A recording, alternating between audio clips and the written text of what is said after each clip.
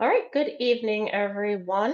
Welcome to our genealogy class this evening. For those of you, I apologize if I sound a little funny. I do have a cold right now. I may have to mute my sound periodically so you all don't hear anything gross. But anyways, thank you all for coming. So today's class is researching your Scottish ancestors. So before we begin, we acknowledge that the Boston Public Library Central Library stands on land that was once a water-based ecosystem providing sustenance for the indigenous Massachusetts people and is a place which has long served as a site of meeting and exchange among nations. We are committed to land acknowledgements for all locations at which we operate. We reaffirm this commitment to set the context for our planning, deliberations, and public engagement will take place from the spirit of welcome and respect found in our motto, free to all. So as a couple of you probably might have figured out, the chat box is open. So we just have a few ground rules here. If you want to say hi and tell us where you're joining us from, please feel free to. All chat messages during the presentation and the Q&A period should be related to the topic of the presentation. This includes all questions, comments, and any resources you may want to share. Please be respectful of me and all other attendees. I will do my best to make sure I get to all of your questions during the Q&A period. If I don't get to your question before the program ends, you can contact us via email at ask@bpl.org afterwards. So for those of you who aren't able to get to it, I'm popping a link to the handout in the chat right now. Everyone will also be getting a follow-up email from me tomorrow that will have another link to the handout, as well as a link to my slides in the chat transcript. You don't have to worry if you missed something. You don't need to worry about it. You'll be able to get to it. Also, as you may have heard at the very beginning, this is being recorded, and I will be sending a link to it from the BPL's YouTube channel once it is ready. You can also feel free to check out BPL's YouTube channel anyway to see some past recordings. Okay, so for those of you who don't know me, my name is Jessie Wheeler. I'm the genealogy specialist here at the Boston Public Library. I work in the Research Services Department at the Central Library in Copley Square. So because I am from the Boston Public Library, some of what I'm going to be talking about, some resources will be specific to Boston. However, there should be something for everyone, because I see we have a couple people from out of state, which is wonderful. We'd love to see that. Oops. There we go. Okay. So we're covering today, we're going to go over a little bit of the geography of Scotland. We'll talk about immigration patterns, a little bit of history of that. We're going to talk about some resources available here at the BPL, and then some resources that are available online from various places. Okay, so by way of introduction, the Scottish have been coming to the United States since about the 1680s. That's the earliest records we can find. One of the first areas that they settled was what was then the province of East Jersey, which is now New Jersey, fairly obviously. And today, living in the United States, there are about 25 million people who can claim Scottish ancestry. So that's a good amount of people today. So if you're interested in reading more about the history of Scotland, or just Scottish genealogy in general, I have links here to a few articles. I'm not going to look at all of them, but the links to these will be in your handout in case you want to read that. I always recommend finding information about the history of a place and time when you're doing genealogy research, so you can get an idea of what was going on with your ancestors and what their lives were like, what the place was like. So that's something I highly recommend, just to get a good background of the place. So geography, this map, I forget what time period this is from. I think it's from the late 19th, early 20th century. I'm not 100% sure, which is one of the maps in our collection. So for geography, so Scotland is informally divided into 6 regions. We're going to go over those in a little bit.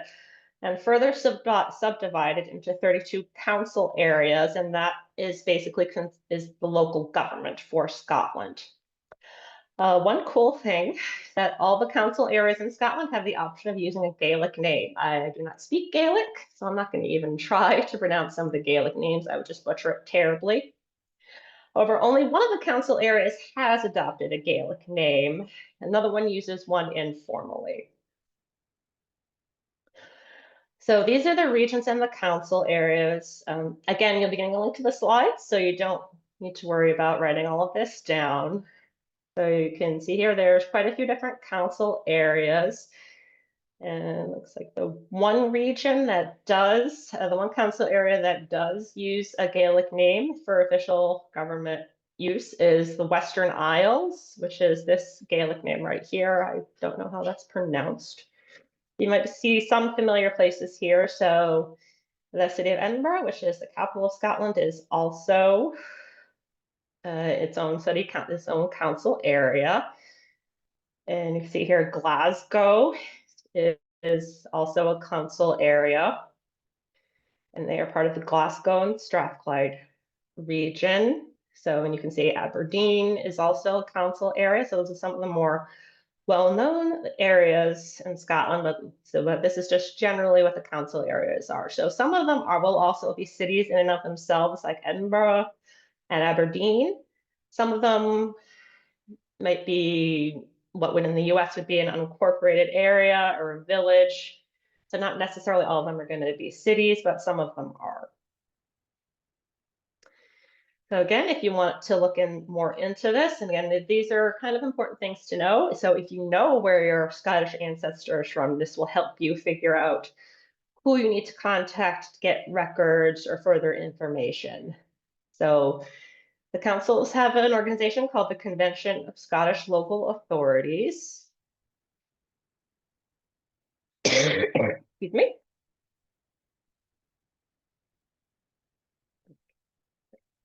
There we go.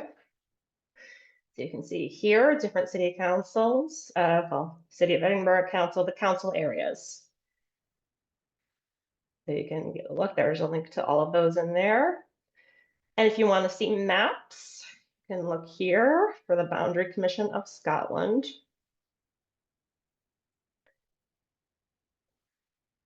So this is a company that was contracted by the government to produce these maps. They're not an official government entity, but they were contracted to produce maps. See if it's going to load for us.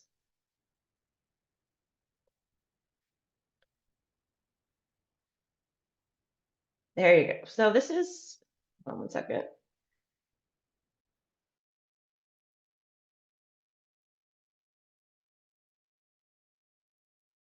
Excuse me. I do apologize. Hopefully that won't happen too many more times. So this is good because you can see the evolution of boundary map changes. So for instance, if you want to look at, there we go, council areas here.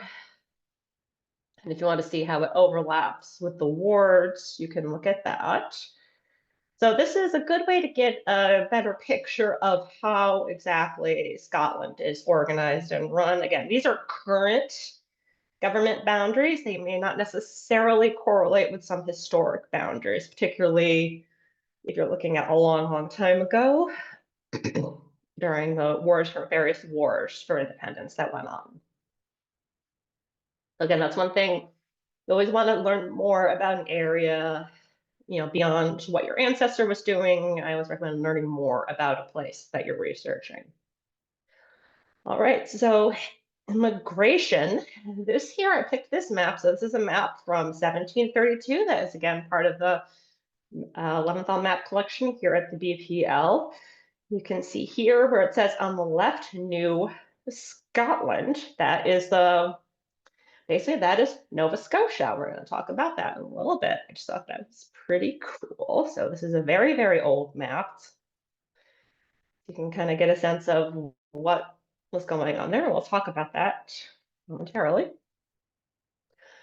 So you may not have realized this, but there were actually some Scottish colonies that were established in what is now North America in the 17th century, oftentimes by people fleeing religious persecution, or they were sent by the UK government to more firmly establish a Anglo-Saxon Protestant presence in the colonies. So this is the most, the only one that's really still around in any form is Nova Scotia, which is now part of Canada, which we mentioned, and East New Jersey, which we mentioned a little while ago, which is now part of New Jersey.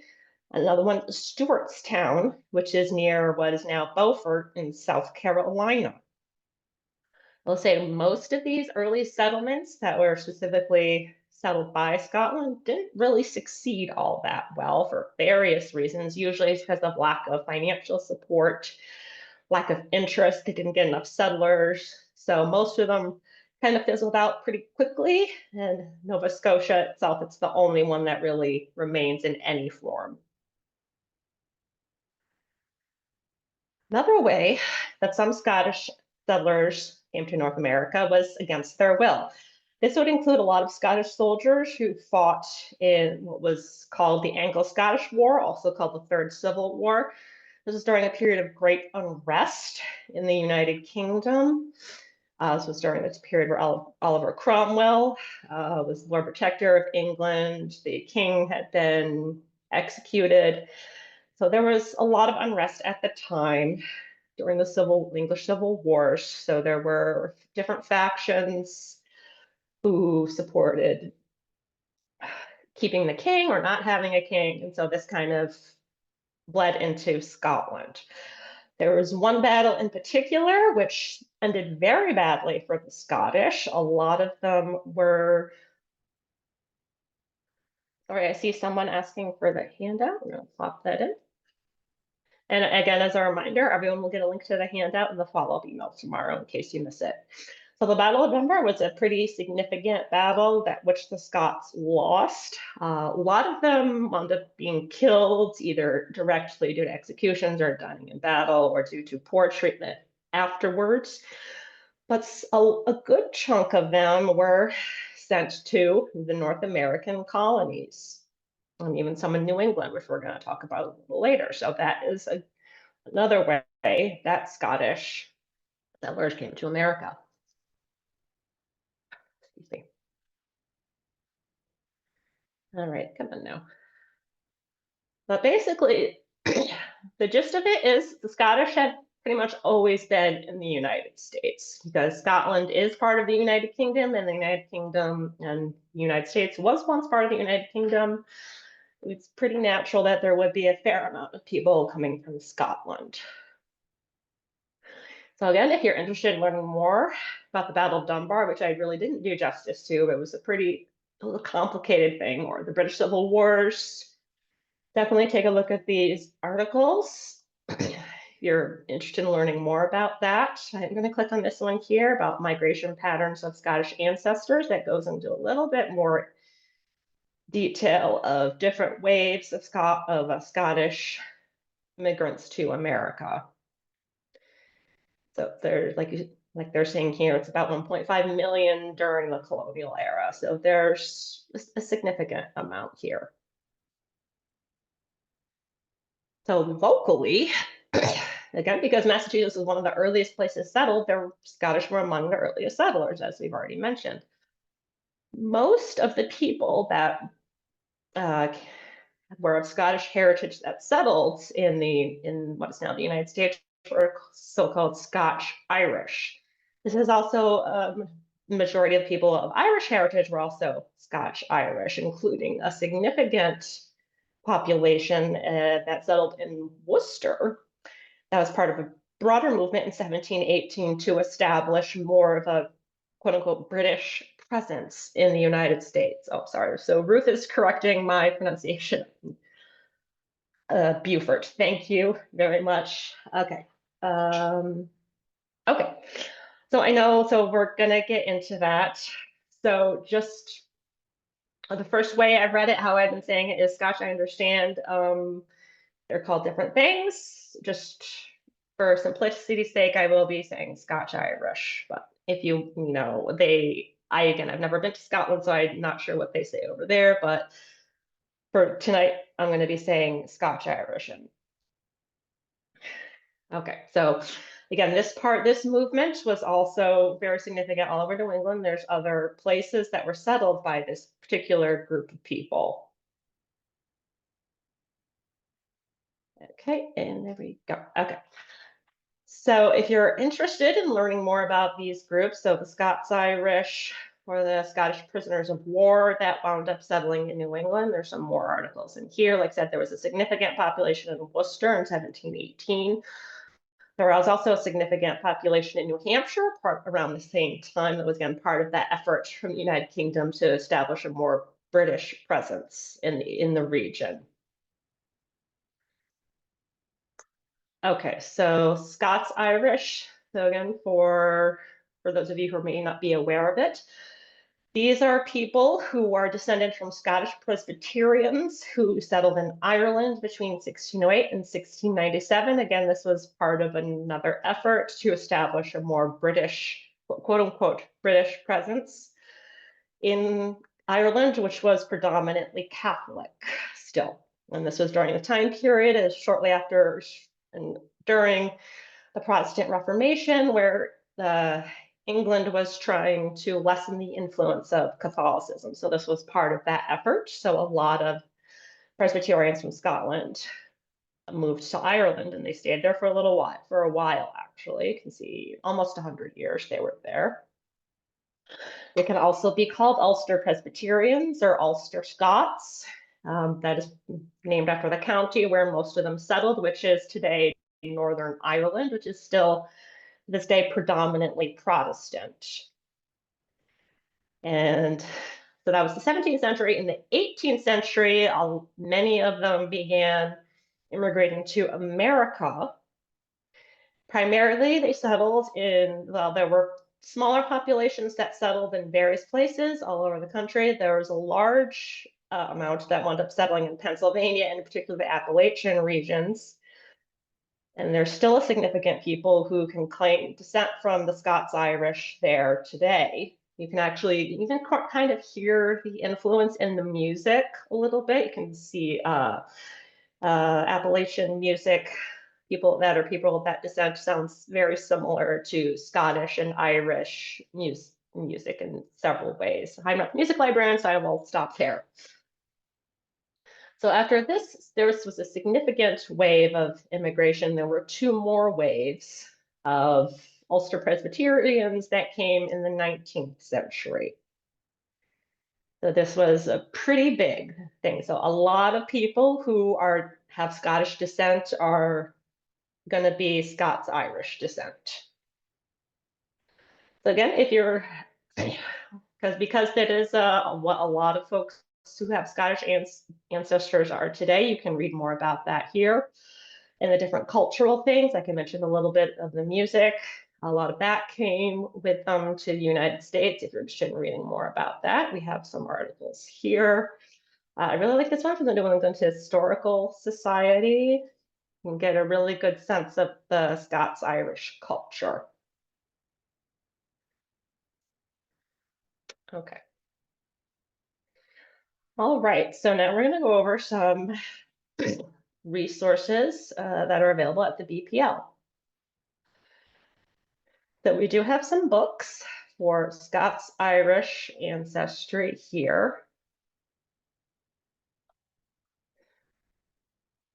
So you can see here, this fellow, David Dobson, he wrote almost every book I found for researching Scottish ancestry. So if you really just look at the name here, if you just click on the author's name, you'll see a whole bunch more books. But yeah, we do have some resources specifically for Scotch-Irish ancestry, but I'm going to just show you David Dobson. We have a lot of books by him, and they're almost all about researching Scottish ancestry. He's basically the expert on it in the United States.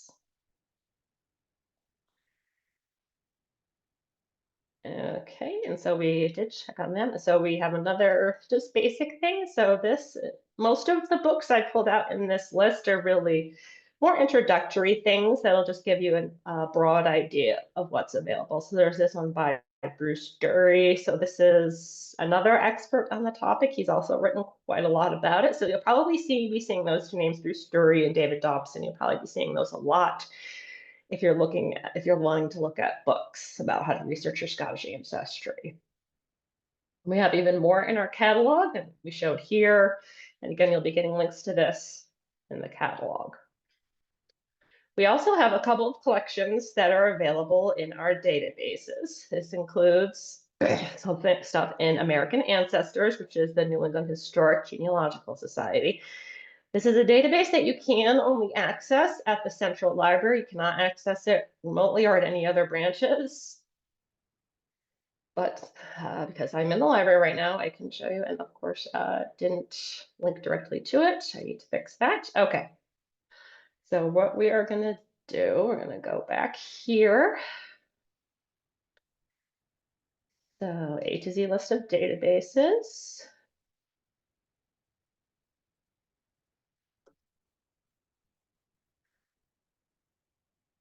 Okay, and Worcester, here we go. Worcester Scots-Irish settler, 1700 to 1850. All right, so this one you can just for the heck of it. So it looks like, so it's divided by family. So I'm just going to, let's see. Nope, they don't have mine in there. Okay, so we're just gonna pick this one so I can just show you what it looks like.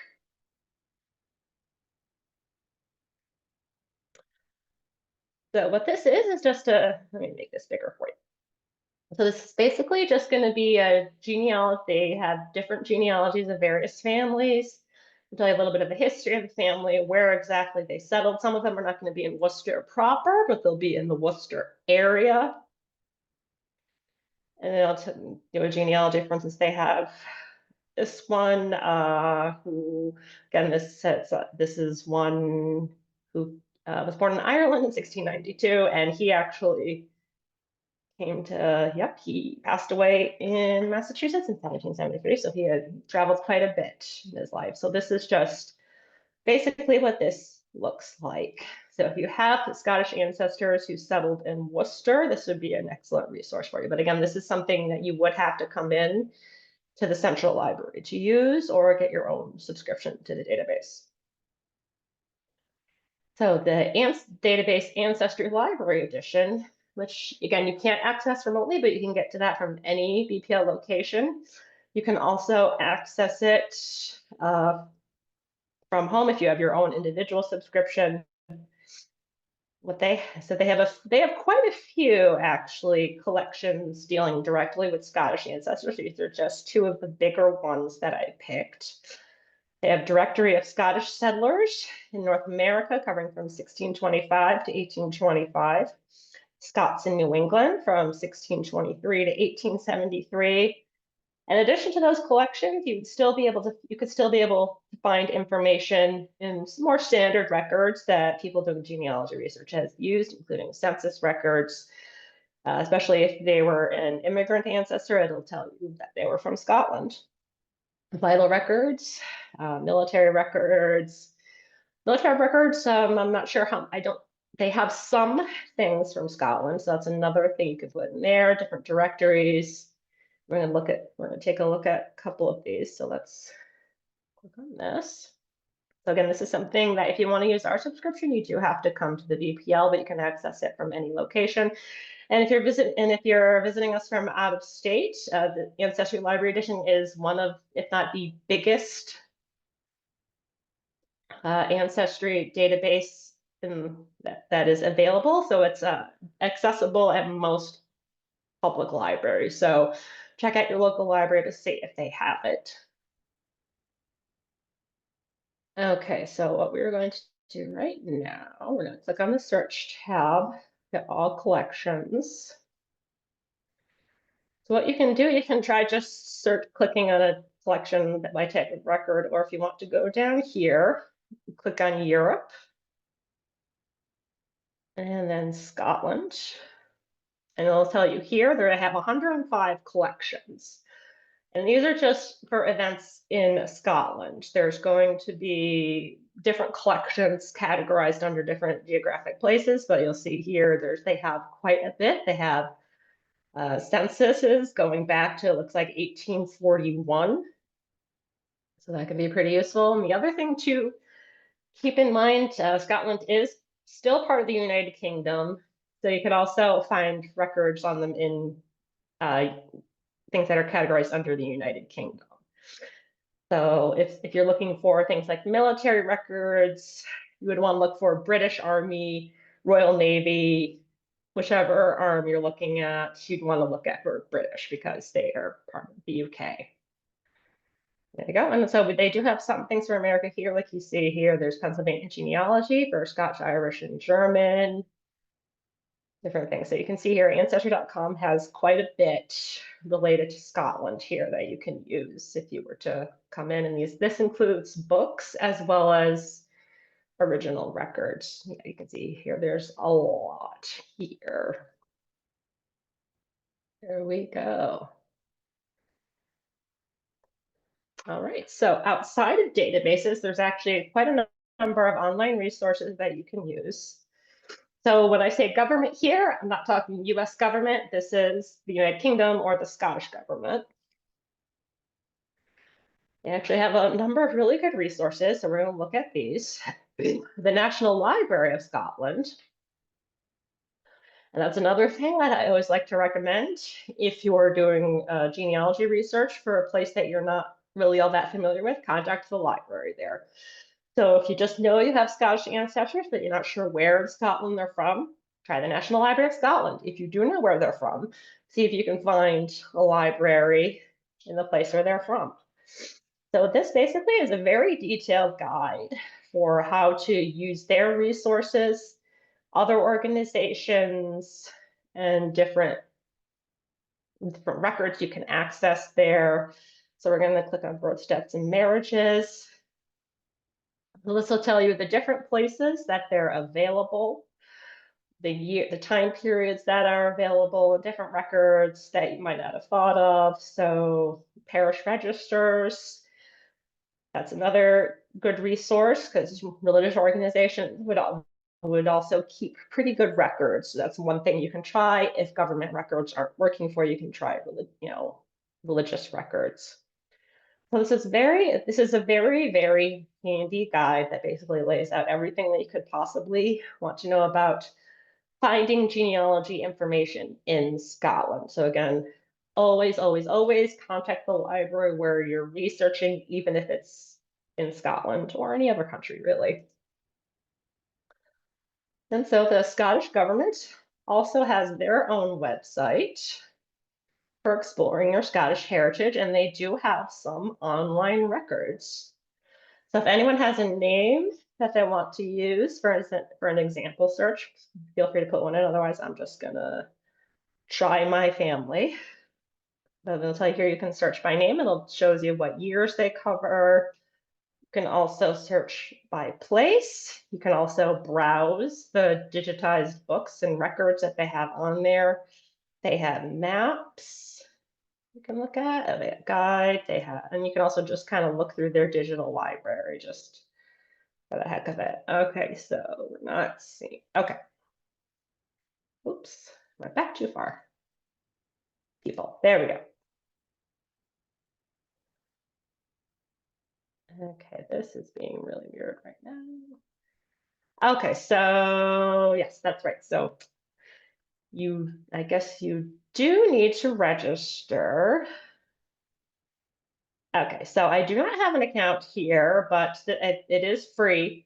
So you do have to register for an account, and then you can look at that, look at all the records there. You can also contact them if you need help. If they're anything like most people who do genealogy stuff, they were probably very, very helpful. So and they have a bunch of other research guides. They even have a guide for deciphering Scottish handwriting. So that's oh wait, okay. So actually there is, oh, okay. Oh, okay. So I do apologize. So I missed this part before. So it looks like you will have to be a little careful about what you try to access there. Okay. And most records, though, that you're probably going to want to look at are national records of Scotland. So these are going to be things like marriage, birth and death records. If you want to get copies of those things, that's the National Records of Scotland. Again, these are just things like, vital records.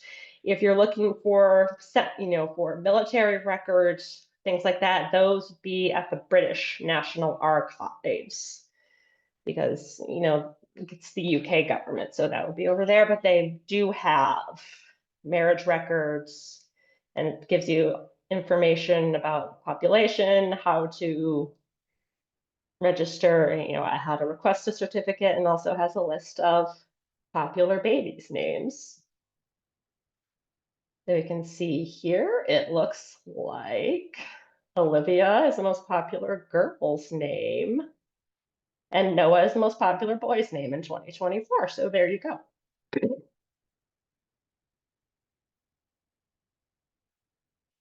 All right, so now we're going to look at some free resources. So this is called Scotland Births, Deaths, and Marriages. So they're not going to have every single one of these records online. They will have a limited amount, but so right now they're up to, it looks like, over 83,000 records. It is a work in progress. And they also, if you have a record that's not in there, you can upload it to them. So let's go, we're going to try to do an example search here.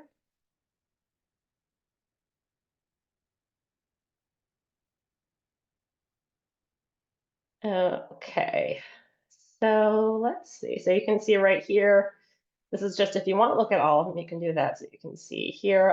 So I'm going to do, let's see, births for Ross. Let's see how many they have. Okay. So there you go. So it's just an index record. It's not going to be super detailed. So it will have the name. And in the case of birth records, it'll have the names of the parents, the date, and the town. So if you just have a name, definitely you can try searching this and you can see what you can find. And as always, one of my favorite resources to recommend is familysearch.org. This is basically like Wikipedia for genealogy. It's completely free, although they will have links to some paid resources. So this will go into even more detail about the geography of Scotland, different areas. So they'll list here the historic counties. You can see here what some of the old, more archaic names are that are now part of other areas. So let's say if we're looking for Aberdeenshire, can get information on how to, and what things exist, how to access them, different parishes, libraries. So see here, they want you, they think you should go to the library. So again, so this is really useful if you already have a good idea of where you need to look up. And also if you're just looking for general, you click on this one right here, Scotland Online Genealogy Records, if you want to see what is available online. There we go. So again, they are going to be linking to some paid resources. A lot of them will be Ancestry.com, but we're going to see quite a bit also for Find My Past, which we do not subscribe to. So there's another thing here. So another thing, which this reminds me, which is just a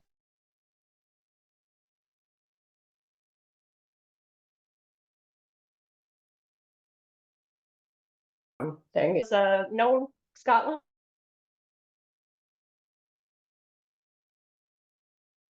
England, eloping to Scotland, particularly Gretna Green, which is one of the towns right over the border. So you might see folks that got married in Gretna Green, but they weren't actually Scottish, they were British, they were English. So that's just another thing that's fun here. In New England, there's a town in New Hampshire that was kind of the equivalent. They had more relaxed marriage laws, so you see a lot of people who didn't live in New Hampshire got married in New Hampshire. There's also a nonprofit group, Scotland.org, that has its own guides here. I will warn you, it's little, they really want you to come visit, so it is a little more towards the touristy side, but they will give you some, broad strokes of information, talks about different libraries, you know, things ways you can connect with other people who are doing the same kind of research, or even if you just want to learn more about Scotland.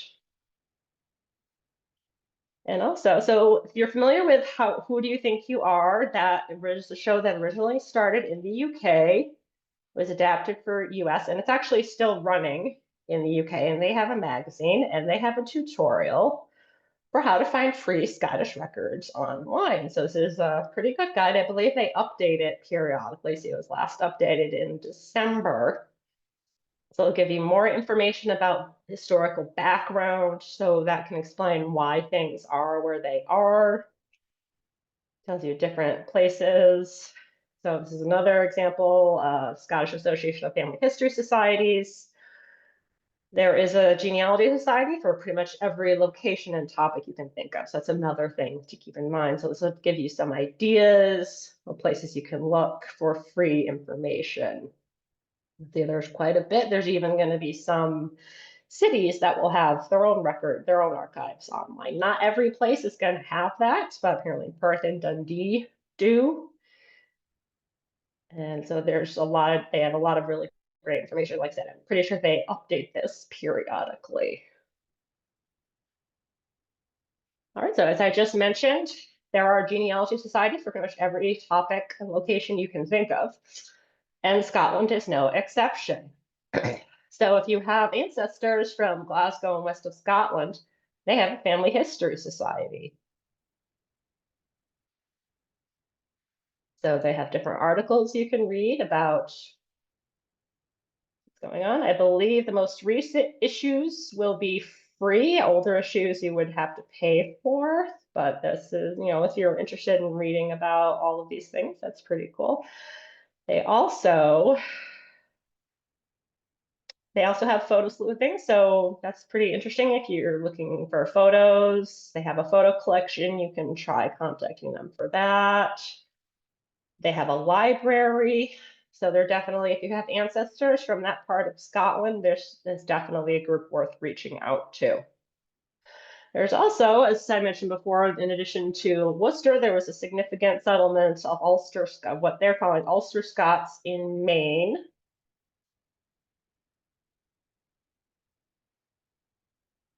There we go. So genealogy is a big part of what their mission is. So they're also someone you can reach out to if you have Scottish ancestors who wound up settling in Maine. They also have, if you've heard of the Highland Games, they have those. They do have them in Scotland. They also have them at some parts of the United States, including Maine has their own Highland Games. I think they do it in the summer. But there you go. So this is definitely another group worth reaching out to. They have a lot of really interesting information available, and they have some free videos. You can see what event, look at their events. If you happen to be going to Maine, it looks like they also are doing their own Patriots Day programming later this month. And also, there were some Scottish Americans in Rhode Island. Let's see. I believe they are more, some groups that you will find like this, so that will be a little bit more focused on culture and history, not so much genealogy, but they're still, I think, worthwhile getting in touch with, particularly if you live in any of these areas.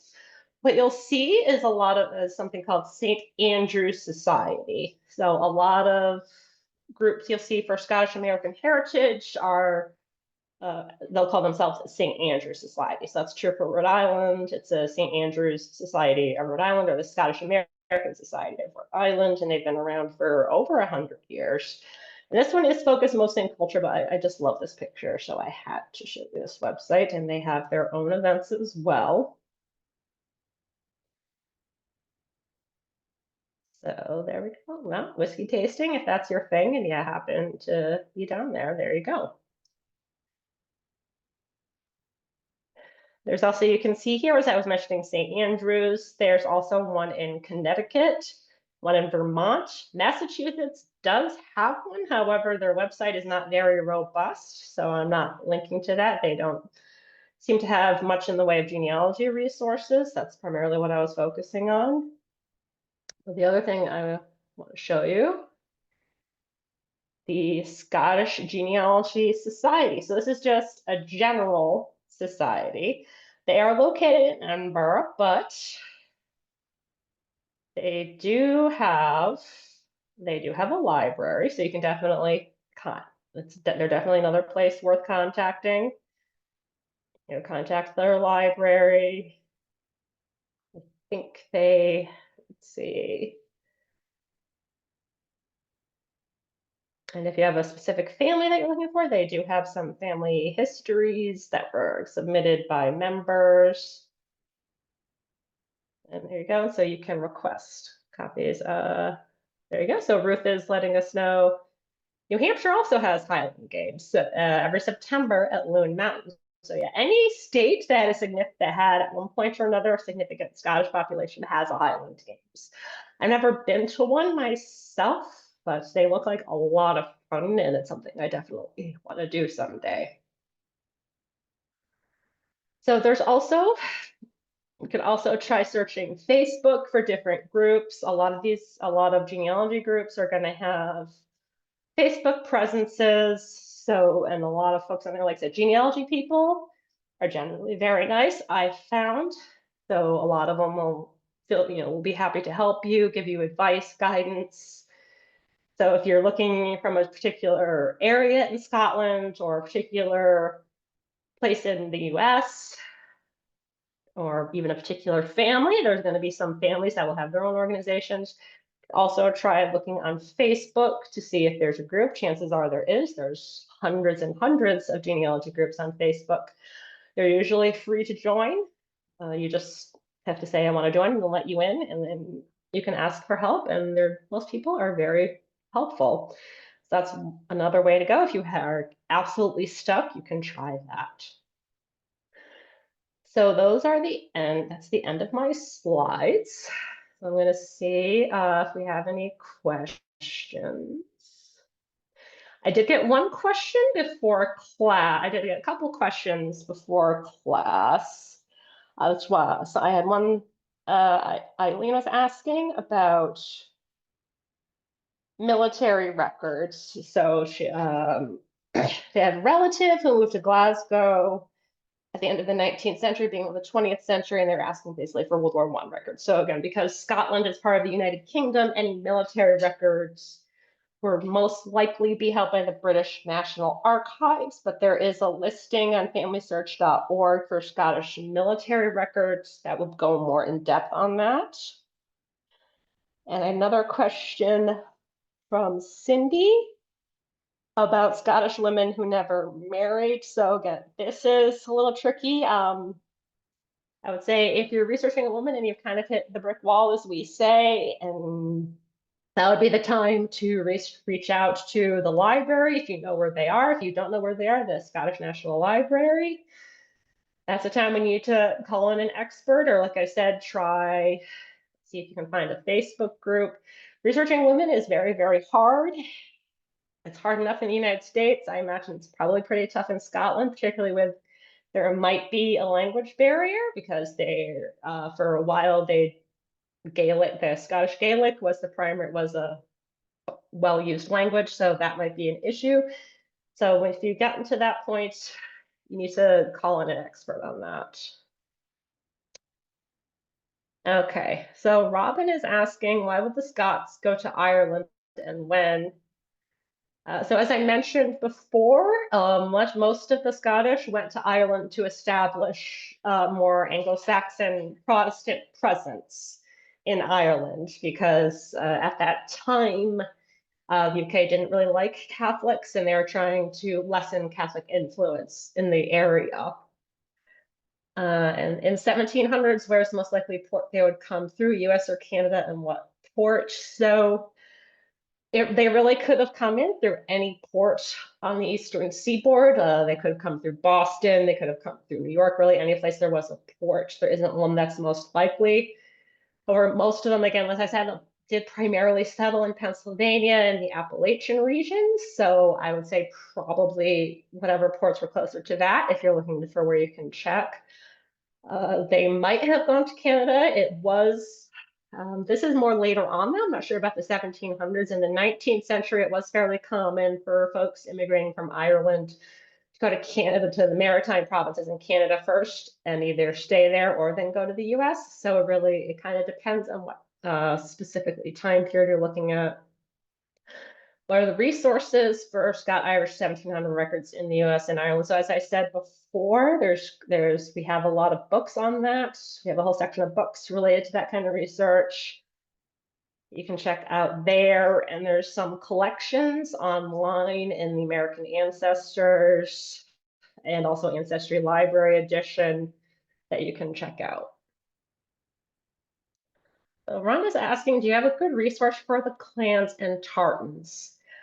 I don't know off the top of my head. There are a bunch of different webs. What I found and why I didn't include this was there are a lot of websites for clans and tartans, most of which are not 100% accurate. So that's again something that I would recommend contacting a library in Scotland about.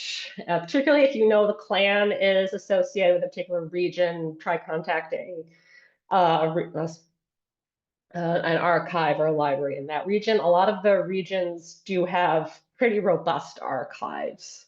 Okay, so if someone, oh, thank you, Star. So Star has put in a link for the Scottish Register of Tartans. Okay, okay, there we go. Thank you for that, Star.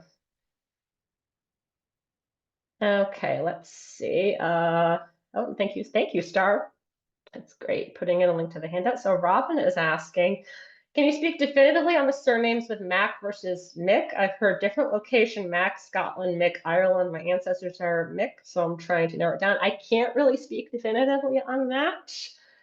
I will just say anecdotally with my own ancestors, the Irish one were MC and Scottish were MAC, but that's just anecdotally in my own family ancestry. I can't really tell you specifically what that is. And again, because of and this is not just during the 17th century, there was a lot of travel back and forth between Scotland and Ireland. So you're going to get a pretty good mixture of both in both places. So I don't know if there's a definite on one of those being associated with one place. Okay, so so thank you, Ruth. Ruth is saying Mac and Mick are interchangeable. In Scotland, phone books used to use M apostrophe instead of either. So there you go. There are some also resources in the US that are like that too, particular cases with a large population of people who have those names. That's also why you'll see sometimes in things like phone books or city directories, they'll be alphabetized as M and then whatever letter follows it, and they'll disregard the C or the C. So that can, it's not consistent though, so it can be pretty frustrating if you're trying to find that. Okay, so Jacques is asking, my people were Covenanters, a Presbyterian group. Did they come from any special area in Scotland? So I couldn't tell you for sure off the top of my head. Presbyterian is one of, if not the biggest Protestant denomination in Scotland. So theoretically, they could have come from anywhere. I don't know enough about Covenanters to be able to tell you for sure. So if anyone does know about Covenanters, feel free to pop that in the chat. So if you're more interested in learning more about that, you can let me get back to you can send us an, oops, that's not what I meant to do. You can send us an email and we can look into that for you. Okay. All right. All right, so we'll wait another minute or so to see if there are any more questions. But just while we're waiting here, just a reminder, this program was recorded and I will be sending a link to the recording once it is ready. You can also check out the BPL's YouTube channel and take a feel in, please, you can keep an eye on the genealogy playlist, see it to see when it's uploaded, but I will be sending everyone a link once it's ready, so to make sure you don't miss it. And also I'll be getting a whoops, that's not what I meant to click on. Whoops, that is not what we want to do. Okay, beautiful playlist. Oh, goodness, you don't need to hear me twice. Sorry about that. Okay, this is embarrassing. Go away.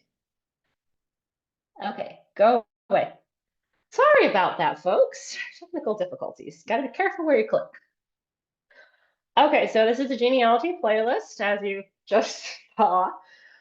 We have a bunch of recorded classes on there, so please feel free to look at some of our past offerings. We also have some lectures on there from guest speakers, including our very popular lectures from the MAP Center. And so the reminder email will include a link to the chat transcript, so you'll be able to see that. And it will also include a link to my slides if you want to take a look at those again. Okay, so Virginia's asking, are the resources for different ethnicities of persons who are born in Scotland but of mixed ancestry? So I don't know off the top of my head. I believe they're most likely just be in standard records, but again, I'm open to being corrected if anyone knows for sure. So that's something, again, like I said, there's a genealogy group for pretty much every topic and location you can think of. So definitely see if you can find something on that. But there's also the Scottish National Library. I'm going to sound like a broken record, but I really like to promote libraries, obviously. Okay, let's see. Okay, so Virginia is saying, I found information in death records helpful. Yes, definitely. That's one of those are vital records. So that's a really good basic record to search for. You can generally find a lot of information to go off of in records like that. All right. So it looks like that might be all. So shameless self-promotion time. So our next local and family history series lecture is how to find your African roots in Puerto Rico. This is an in-person program. It's not going to be recorded. So if you're interested in it, we have plenty of seats available. Please feel free to register. There'll also be a link to information about this in the email tomorrow. Our next class will be on May 14th. It is about vital records, so you can learn all about birth, marriage, and death records and why they are so awesome. At least why I think they're awesome. Okay. Definitely, you can register there. We have tons of spots for that. That is an online class. All right, it looks like that's probably it. So thank you everyone for coming, and thank you for bearing with me as I get, deal with this annoying cold I have right now and the technical issues. I really appreciate your patience. So, and if you think of any other questions, again, email us at ask@bpl.org. Oh, thank you, Cindy. Yes, thank you for your well wishes, everyone. I do feel fine for the most part. I just sound terrible. All right, so have a good night, everyone, and I hope to see you soon.